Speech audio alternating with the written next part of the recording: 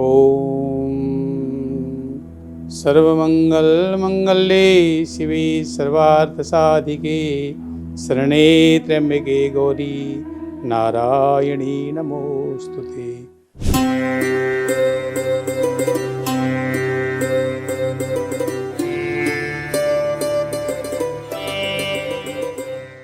उस परासत्ता को प्रणाम करते हैं जिस परासत्ता से सारा संसार चलता है, और ज्योतिष उसी सत्ता का विशेष दिव्य दृष्टि वाला विषय है। ज्योतिष वेदांग है, वेदों में उसका वर्णन है कि आँख, नेत्र, देखने की कला ज्योतिष से। इसके बारे में अपने पिछले वीडियो में हम बहुत सारी बातें कर चुके हैं। तो आज हम आत्माकारक सूर्य और मन का कारक चंद्रमा पर चलते हैं। आत्माकारक सूर्य के बारे में हम लोगों ने बहुत सारी बातें करी हैं। मन का कारक है चंद्रमा। मन, माँ और नस, हमारे शरीर में जो ये तीनों चीज़ें हैं। माँ, हमारे जीवन में माँ का बहुत बड़ा महत्व है, यह हम सब समझते ही हैं। माँ का क्या महत्व है। मन और नस, हमारी जो नसें हैं, नसों में जो हमारी एक सरलता होती है तो शरीर ठीक रहता है। नसें अगर हमारी अस्त व्यस्त हो जाती हैं, नसों में कोई विजातीय द्रव्य भर जाता है तो बीमारियाँ शुरू हो जाती हैं। तो माँ, मन और नसों का कारक है चंद्रमा। चंद्रमा जल का कारक। चंद्रमा हमारी सोच, हमारी मन का कारक। तो जब हमारा, कोई बहुत पुरानी कहावत है, जैसा पिए पानी वैसे होए बानी, जैसा खाए अन्न वैसा होए मन। तो चंद्रमा का भी जीवन में बहुत बड़ा महत्व है। चंद्रमा हमारे जीवन में हर क्षण हमारी सोच पर विराजमान है। तो सूर्य आत्मा कारक और चंद्रमा मन का कारक। अब देखिए, बड़ी विचित्र स्थिति हो जाती है जब हम दो लोगों के जीवन के बारे में निर्णय करते हैं। यहाँ सब थोड़ा विषय इस तरफ जा रहे हैं कि विवाह में जब दो लोगों की कुंडलियों को मिलाया जाता है, अक्सर ये गुण मिला दिए हैं। 36 में से 18 मिल गए, 25 मिल गए, 32 मिल गए, पर गुण ही सब कुछ नहीं है।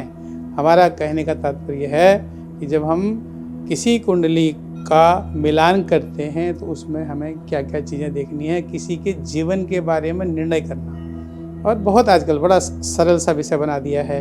लोग कहीं जाते हैं, किसी भी विद्वान के पास पहुँचेंगे, हमारे गुण मिला दो जी, बच्चों के गुण मिला दो, विवाह करना है। अब वो गुण कैसे मिलाए जा रहे हैं यह समझना उनको, उसके बारे में वो समझना भी नहीं चाहते हैं। सिर्फ हाँ मिल गए इतने गुण, कर दो विवाह।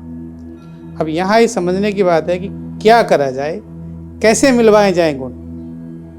सिर्फ गुण ही मिलवाए जाएं कुंडली में, या उनकी लग्न और नवमांसा कुंडली, चंद्र कुंडलियों के बारे में विचार किया जाए, क्या महत्वपूर्ण है।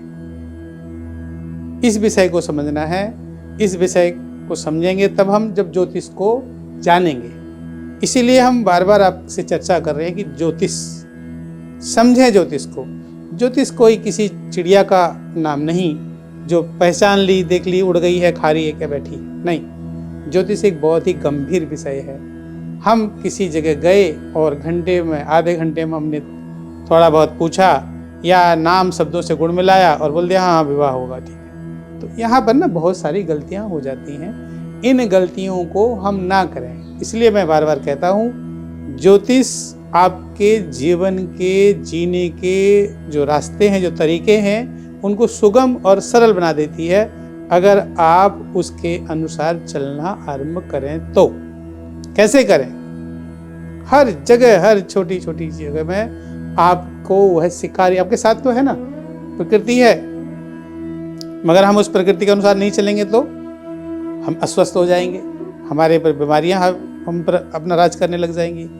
तो यह समझना जरूरी है कि क्या है ज्योतिष, और ज्योतिष से हम कैसे सुगमता से अपने जीवन को जी सकते हैं। ये कोई चमत्कार नहीं है, ये ऋषि मुनियों की खोज है।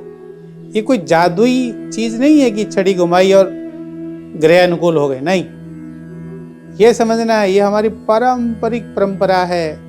इस परंपरा को हम जितना बारीकी से अध्ययन करेंगे और समझेंगे कि हमारे आसपास ज्योतिष की क्या चीजें हैं, कौन सी चीज है जो हमारे आसपास चल रही है और वह अपना कार्य कर रही है, और हम उसको समझ के चले, तो ये ज्योतिष पर हमें ध्यान देना है, समझना है। हम बात कर रहे थे विवाह के बारे में कि दो लोगों का विवाह के बारे में निर्णय करना कि किसकी कुंडली मिल रही है। तो यहाँ पर गुण नहीं मिलवाने हैं, हमें क्या करना है, कुंडली मिलवानी है। अक्सर प्रचलन में आता भी है, कुछ लोग बोलते हैं गुण मिलवाने हैं, कुछ बोलते हैं कुंडली मिलवानी है। मगर जब तक गुण और कुंडली में बराबर की स्थिति नहीं बन रही है तब तक निर्णय करना कठिन है। तो क्या मिलवाएं हम, क्या पूछने जाएं ज्योतिषी से अगर हम अपने बच्चों का विवाह करना है तो हम क्या पूछने जाएं, यह समझना आपको बहुत जरूरी है। जिस दिन आप यह समझ गए, तो इसको समझ के आपने उस चीज़ का निर्णय किया, तो आप बहुत अच्छे से उस बारीकी पर जा करके उनके साथ न्याय कर पाएंगे।